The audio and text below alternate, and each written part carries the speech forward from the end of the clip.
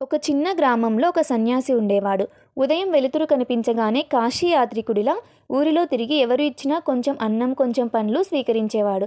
అయితే అతని మనసు ఎంతో విశాలం. తనకు వచ్చిన భిక్షలో ఎక్కువ భాగాన్ని ఆకలితో తిరిగే బాటసారులకు, వృద్ధులకు పంచి చివర్లో మిగిలిన తినడం అతని అలవాటు. గ్రామంలోని అందరూ అతని గౌరవంతో ఆహ్వానించేవారు. కానీ ఒక కోనలో ఉండే వృద్ధమ్మ మాత్రం అతనికి ఎప్పుడూ సంతోషంగా భిక్ష పెట్టేవాదు. కానీ ఆమెకు సన్యాసి అంటే చిన్నచూపు. ఒకరోజు సన్యాసి ఆమె గడప దగ్గరకు రాగానే ఏదో మిగిలిపోయిన అన్నం ఇచ్చింది.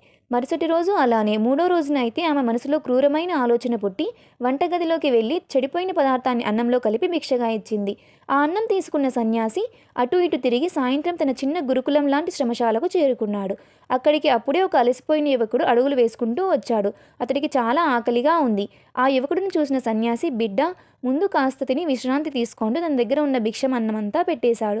దురదృష్టవశాత్తు ఆ యువకుడే ఆ వృద్ధమ్మ కుమారుడు. అన్నం తిన్న వెంటనే అతడికి తల తిరగడం మొదలై ఇంటికి వెళ్ళగానే నేలపాలయ్యాడు. భయపడిన తల్లి లోపల పశ్చాత్తాపంతో తల్లి తల్లడిల్లిపోయింది.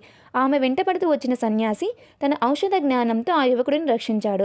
కన్నీళ్లతో వృద్ధమ్మ సన్యాసి పాదాలపై పడి క్షమాపణలు అడిగింది. ఆ రోజు నుంచి ఆమె మనసు మారి నిజాయితీగా జీవిస్తూ సహాయం చేయడాన్ని తన ధర్మంగా మార్చుకుంది. కథ నచ్చితే లైక్ చేసి సబ్స్క్రైబ్ చేయండి ఫ్రెండ్స్.